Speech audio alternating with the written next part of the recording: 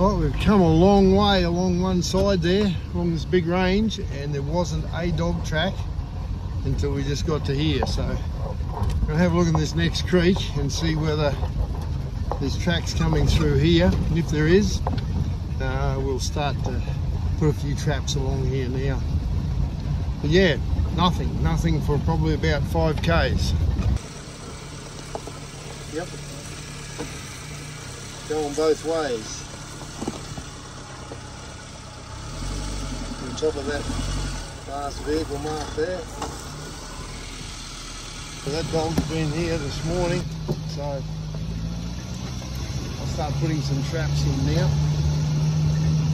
It just simply wasn't worth it. The road's so rough back there that to get there for that little sign, you'll probably bash yourself around for the next week and not do any good at all. Where here we can get out things a lot quicker.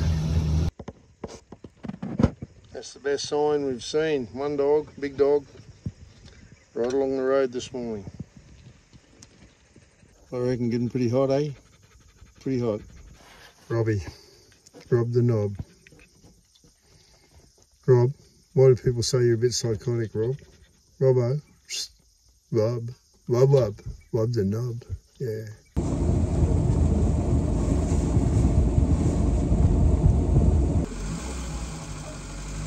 Okay, this is good.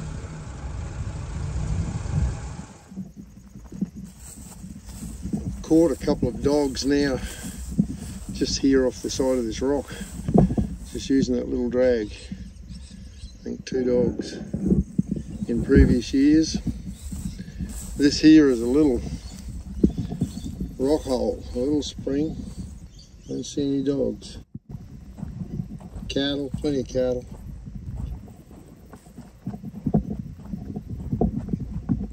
Little green water hole.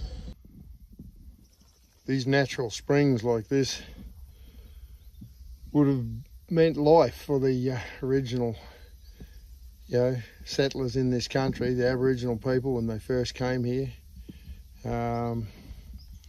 People don't realise just how hard a lot of this country was. We don't have the major big river systems like there are in Europe and in the Americas. Our river system down south, the Murray and the Darling down there are substantial rivers. We've got some big rivers up North Queensland. Through centre, a lot of our water, a lot of our creeks go dry for much of the year. And it's only been since sort of white man came here that they put in a lot more bores and dams and sort of windmills, wells, and have changed the whole dynamics of the whole country. But originally it would have just been these water holes like this, and it can't sustain a big population of people. That's what a lot of people say. Why didn't the Aboriginal population, if they were here for 70,000 years, why wasn't there millions of people? Just tens of millions, because the country basically couldn't sustain it. Come into this gully set. Let's see what we've got. Any fresh tracks? There were the tracks there from the other day.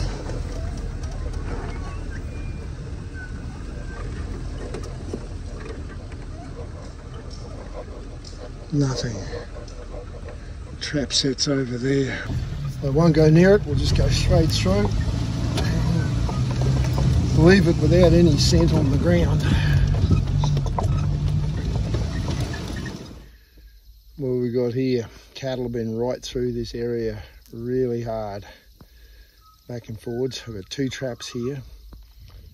The one over there is actually okay. They've come right through past it, but it's still good. That's the trap there. So cattle have gone right past it. They haven't hit it. A bit of dash pea, a bit of rag over there. So I'll just leave that. This other one over here, see the cattle been right through everywhere. Okay, cattle have stood right over this trap set. It's in here somewhere.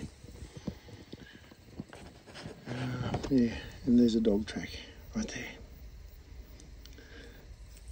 So the edge of the pan should be, it's all messed up, I'm not sure exactly where it is now. There. There's the trap. The dog track was there. It's all been messed up by the cattle. So I'll smooth it over a little bit. That trap's still active.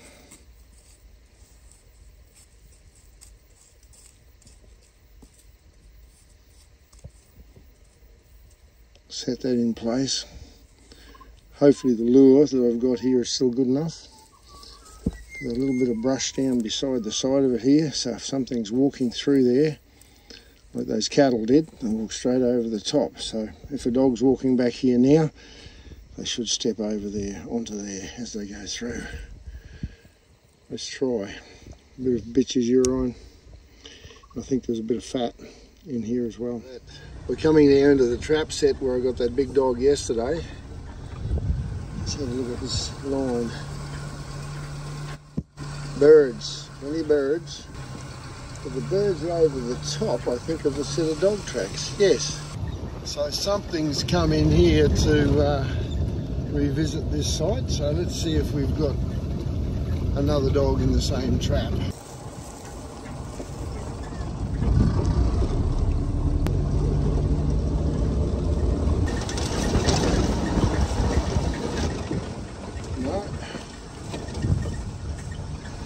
Has not been touched. Okay, we'll just leave it as it is. These dogs have come through here and they have not come in on that skull. Maybe they're a different pack and they didn't come in to investigate, but that's strange. Usually when there's been a dog caught there, you'll have them that they've come in and investigate. Or just check for a track. The birds have been all over it. Trap is back in there. Those dogs have not investigated. That's interesting. Very interesting. Maybe they even cut off. So they might have cut off down to this big dam down here before they even got here. Wind might have been different. You never know. 1,000 things could happen. So come here. And the tracks aren't on the road here, but they were in those trees. So they could have come down here and cut down that way, or cut down the other side to this dam. I would never have known this was here, so it might have been just bad luck. All right, we've come into this washed out gully set. And that's where I really did think we might get something, but kangaroos have been here. Set that trap off, you see the big slide mark of his tail. Footprints there, right over the top of him. Put that one off. And unfortunately, looks like he's done the same thing to the other one over here. And got out. Big drag mark of his tail right over the top. Stood on it, clicked it out. Unfortunate. But anyway, we'll put those back in and try again. This is right on the side of this thick burum bush stuff here. This is where we got that big dog there before. Shot that big dog, and he got back into this stuff here, and some of it's 8 or 10 foot tall. You just can't get through it. And look at these horrible little critters, eh? Look at these horrible little critters. They're our bush wasp, and they go by a lot of different names. Most of the names they go by are coarse Anglo-Saxon colloquialisms. Yeah, because when they sting hard, these things. You brush against them, like you're going through the brush, going through the bush here, and you run onto a branch with one of these nests on it, and yeah, you'll get stung a dozen times sometimes. Hunt him up. We haven't got a trap in this gully. I don't know whether there's even any sign. Brandon, come back, don't mess up the tracks. Brandon. See, Brandon's walking there, except when he stops, there's not a lot of sign. Right, oh, well, I've just put a trap in here. There's this branch falling onto the side of the road, so I just propped it up a little bit and put a trap in there. Hopefully cattle will walk out round it and won't bump it over or won't walk in there. And I've just used a bit of bitch's urine as a long distance on that bit of rag there. So it's sort of like not easy for a dog to come in there. More likely they'll walk in underneath, come around that way.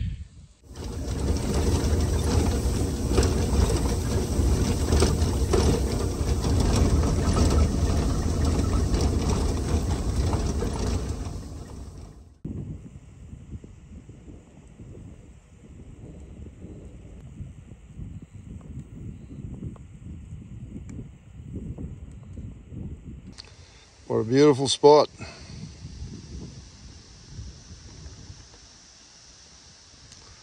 Looking down over the valley. If I was a dingo early in the morning, I'd want to be sitting up in a place like this and just looking out over this valley, saying, what can I go and kill? Is there any baby calves there I can see the back end out of? That'll need to dry out a little bit, dust out a bit. Just put a little bit of dog urine on the end of that branch. Walk through there, so if a dog's coming down, smells it, it should walk around that branch. Good chance it'll step on there. I've come up here on top of this escarpment, set one trap up on the top up there, and come along here to a really nice patch of sand. And what I think I'll do is I'll put a food-based lure here, yeah, if something's coming through here, I'll just put a trap right out in the open, in the dirt, like in the loose sand, and just going to put it onto a drag. And we'll see if some dogs come down this track. We'll see whether they're spooky or not. I think up here they're probably not going to be. I think this is country that hasn't been trapped since I was here 12, 18 months ago. So I'll just dust these tracks off now.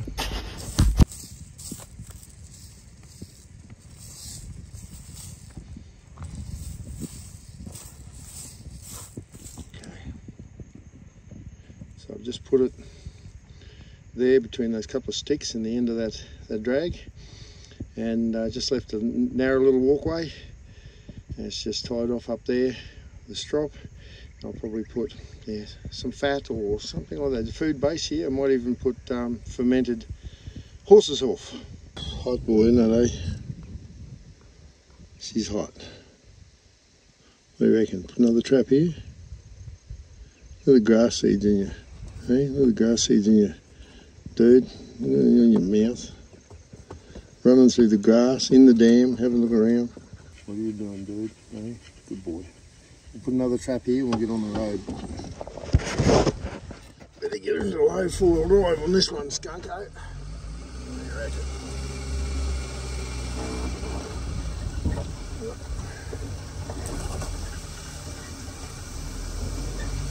How far off the edge, bloke?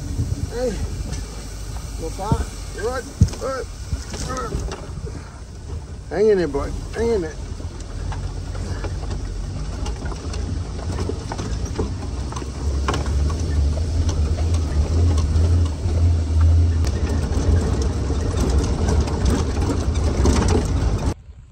Come up on top of this big old escarpment here. You see places like this where some of the ancient boys have been here chipping rocks. See, they're all flaked, all the flakes of a different style of rock that's not normally found up here. They come round and you'll find ones like that. You'll see the sides are being chipped off him, being split. Another one over there. And what a great place. Sit up here, looking down over here. Plenty of wallaby, not much else. water hole down over here, a bit of a spring, not far away. Some nice tough rock to be found down on the bases here, where it's popped out of this volcanic sort of ash that would have been probably at one stage. All volcanic. And in amongst it are these harder rocks that'll come popping out. I love being up here, getting the feel of this sort of country, and yeah, feeling what it would have been like 10,000 years ago, 15,000 years ago. It would have been a damn tough place, let's put it that way. The water that's down here that I know of wasn't there because it's all man-made, it's all made by Europeans. There was a few little rock holes and that was it. Gets me down. I've got so much empathy, so much respect for our Aboriginal people, for our First Nation people here. But let's get this square. Let's get this square. If it wasn't for the tough Aussie and American soldiers, Kiwis, that got in there, and Canadians too, yeah, they're all in it, and fought the Japanese when they were coming down over the top. The plan was to give them to Townsville, just up here, a line across. And if the Japanese invaded the top of Australia, pull everything back below that line, that would have worked well, wouldn't it? They would have just got to that line, kept on charging through.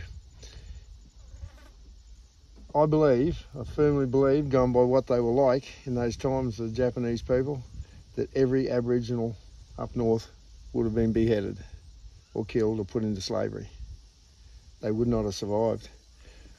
The very reason that I'm here, the very reason that they're here today, is because of those tough men and women that fought, gave their lives in the Second World War. So all bets are off. This place would have been owned by somebody else if it wasn't for them. There would have been no land rights. There'd been just graves, if they're lucky. There were just bones bleaching on the hills, I think. So we've got to put things into context. This land is for all Australians, not just one race. We've got to stop the racism, say no to the voice, and yeah, Aussies for Aussies. I don't care whether you're black, white, brindle, I don't give a damn. If you're a decent person, you're part of my tribe, part of my mob, you're welcome. I'm just about giving up hope for the day. This is our last trap of the day, and I've got a dog in here. Little bitch by the look of it. Get a shot.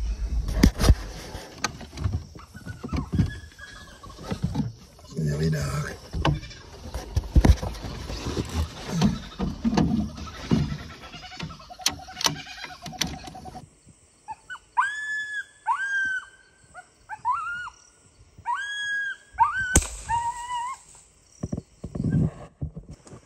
Bitch and a hind-leg catch. Right. That was a simple set. Just here off this side of this rock. Right, well, it brings up three. 3 for 2 nights. We're doing okay.